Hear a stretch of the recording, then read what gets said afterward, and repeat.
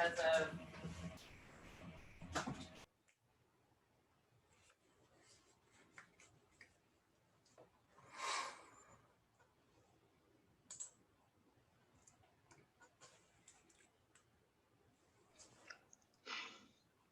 All right. Well, it is about 12 o'clock. I want to be aware of everybody else's time for today, and I appreciate everybody attending. It is right at 12 o'clock. We can go ahead and get started.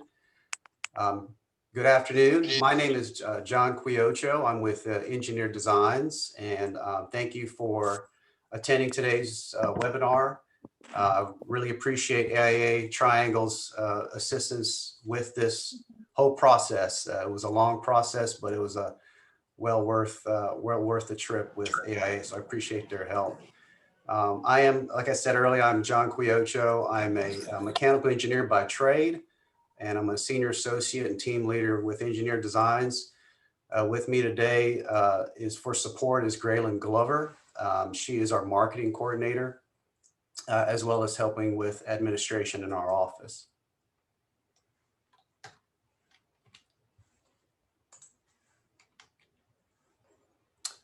Just a little bit about our company, who we are. We are Engineer Designs located in Cary, North Carolina. We were founded in 1997 by our president, Ginger Scoggins. And the folks that you see up here, I wish we could have had in our entire staff of 20 folks on the photo, but unfortunately due to COVID, obviously those things have changed. So I just wanted to show here pretty much our senior management and leadership team. Ginger, myself, Jason Lund, who's an electrical engineer, Brad Wynn, electrical engineer, and Glenn Key, who's another mechanical engineer as well. We are a certified national women's owned business enterprise, statewide utilization certification, as well as a certified hub firm.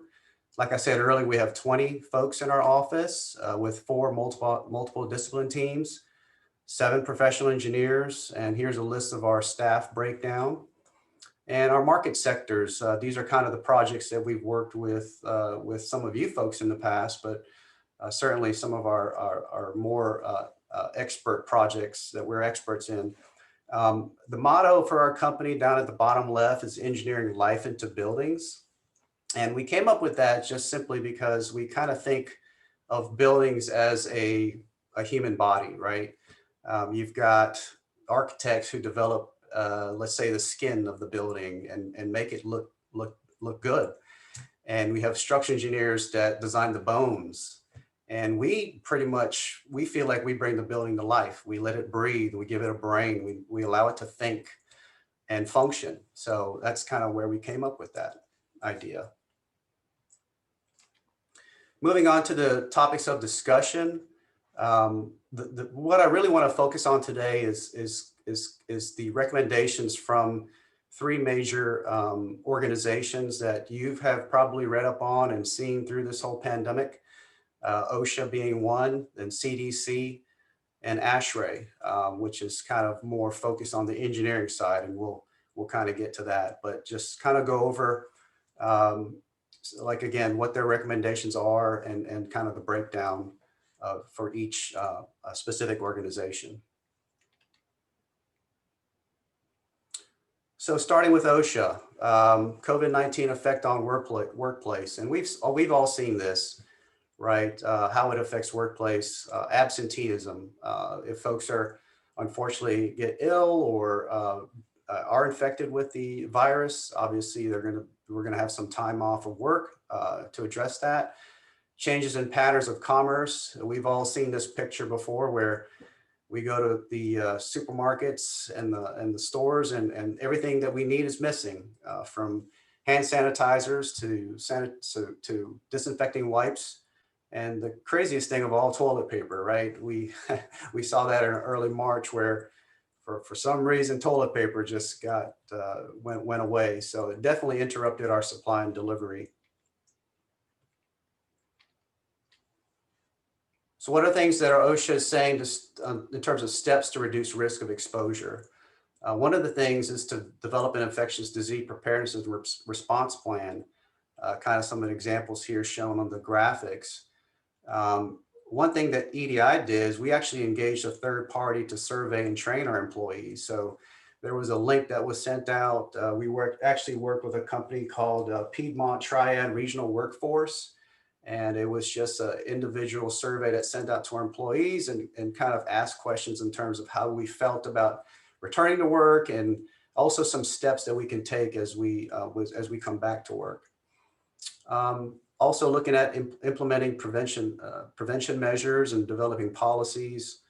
These are the scenes that we've seen during this whole pandemic with folks working from home and trying to balance the whole work and life a part of it. And right here at the bottom left, the simple policy, right? If you're sick, just stay home and don't risk infecting anyone else in your office.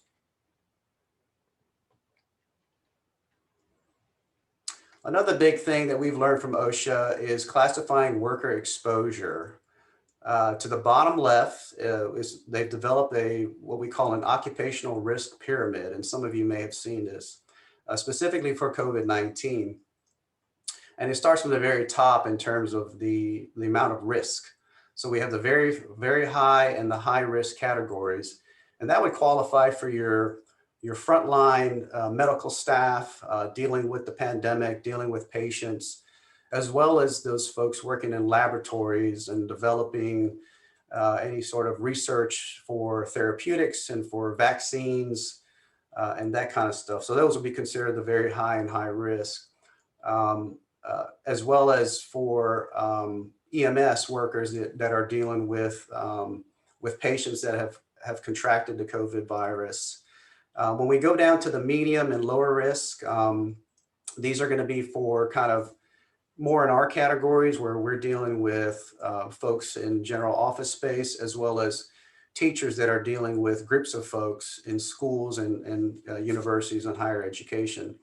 I put a box around the medium and lower risk categories just because I want to focus more on that, just to kind of hone it into our specific groups. I don't know if there's a lot of folks on the call that do work in hospitals. I'm sure there are, but for the interest of time, I'm going to focus the presentation more on the medium and the low risk categories. So taking precautions for each level of risk. And I've underlined engineering controls because, again, I wanted to really focus on that because we can, as designers and architects and engineers and owners, have more control over that in our designs. And then there's also administrative controls and, of course, PPE. Again, I wanted to focus on lower risk and medium risk. At lower risk, they're in OSHA's guideline, they actually don't even recommend that you have to wear PPE, because generally the thought there for lower risk folks, they're going to be either in their office or separated from groups of people with a low chance of having any exposure to the virus. Medium risk would be more of if for an office setting, for places where there are small gatherings that could occur. And some of the protective measures, as you can see here, is the dividers and the photo up here at the very top in the middle of the men's room where it says vacant and occupied is actually in our office. This is a very simple thing we bought from Amazon that we can slide to say if there's somebody in the bathroom or not in the bathroom. And we did that as part of our internal policy so that we can only have one person in the bathroom at a time. Some of the other things we'll get into further is filtration. That's a big thing that OSHA is pushing. But like I said earlier, we'll get into that a little further into the discussion. Moving on to CDC, COVID-19 employer information for office buildings. Again, talking about engineering controls and what that means. We're looking at modifying, adjusting seats and furniture and workstations and method of physically separating employees in the building. As you can see here from the graphics, you've probably implemented this in your office, maybe not, but you've probably seen it if you've gone out into the public where they've put up plastic or dividers in between each workspace to maintain roughly it's about 6 feet, I think is what's been recommended between the spaces. One thing that we've implemented is only one person in the elevator at a time. We've implemented that in our office. Signage here about keeping certain distances that's been going on and being placed in offices and different businesses that you've seen. And actually, the bottom photo, we've actually developed this for our own office. This is actually our office, and we've developed a kind of a path of recommended walkway in terms of travel paths, so that we can limit the amount of crossover with other folks or any type of congregation that occurs within the building and common spaces, to avoid, to maintain the 6 feet distance as we're going through the office space. So these are some strategies that CDC recommends, and you may want to consider in your office as well as with your designs with your clients. Some additional considerations for offices, again, kind of focusing on the engineering controls side of it. Ventilation, increased outdoor ventilation, that's kind of be a big thing. And I'll talk a little bit more about this in the ASHRAE portion of the presentation. Disabled demand control ventilation. If you're not aware, demand control ventilation is actually a method of reducing the outside air when there is a low level of CO2 in a space, which means that there's not a lot of people in there. And to kind of help save energy, our building controls are designed so that they can reduce outside air during those times. We're going to talk a little bit more about improved central air filtration. Some of the other methods have been portable HEPA fan filtration. And we're also going to talk a little bit about UVGI, which is UV lighting, and also bipolar ionization systems. I'll talk a little bit about them because, again, there's some folks that may be dealing with those high risk and very high risk categories. But these are really more for above and beyond the lower risk and the medium risk categories. These are really more for those very high risk categories. But we'll touch on those a little bit more.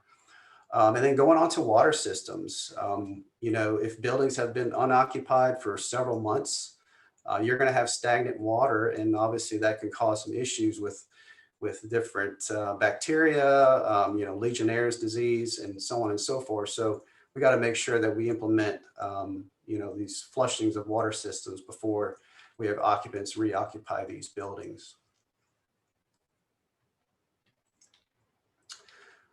Just a little bit more about filtration. I'm not going to read all this, but basically what CDC is recommending is, not necessarily having to shut down your system, shut down your maintenance program in terms of changing your filters. But when you do change your filters, if you do them yourselves or you have maintenance staff, just make sure we take the proper precautions when we're handling those filters and getting rid of them, using the proper PPE. Also, obviously, when you're done with removing the filters and replacing them, you want to make sure that you clean. You can wash your hands and with soap and water and alcohol based sanitizer. Just to be more on the safe side. And that's all that CDC is recommending. Some considerations for schools and higher education: maintaining healthy environments. Looking at finishes and surfaces, obviously, that can be easily cleaned and disinfected. You want to, discourage sharing and shared spaces, allow for individual storage areas. As you can see in some of these photos, some of these children in the classrooms are having to have these individual dividers. We've seen them in the workplace, but they do have them in the classrooms as well, unfortunately. But, creating those other physical barriers. And also considering, automatic doors or no-touch doors. And I'll get a little bit more into that as well. But, being that door handles are a very high touch point, this is an example of a product that they have on doors now that you can, open it without having to obviously put your hand on a doorknob.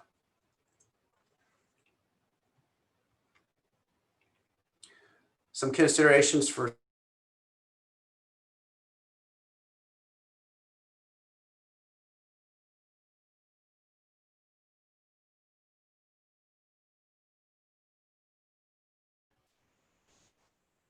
We're not hearing you, John.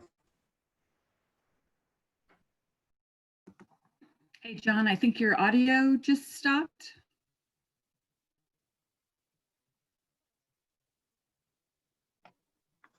Actually, it looks like he's frozen. Whoops. I think we may have lost him. Okay, Ray, I'm if sorry, you're, oh, there we go. I'm back on. Okay. So sorry, I'm not sure what happened. It just blipped on me. Yeah. Okay. We've got your video, but not your slides up, John. Okay, I'm really sorry about that. I'm not sure what happened there. It just blipped on me. So let me, yeah, let me get that back.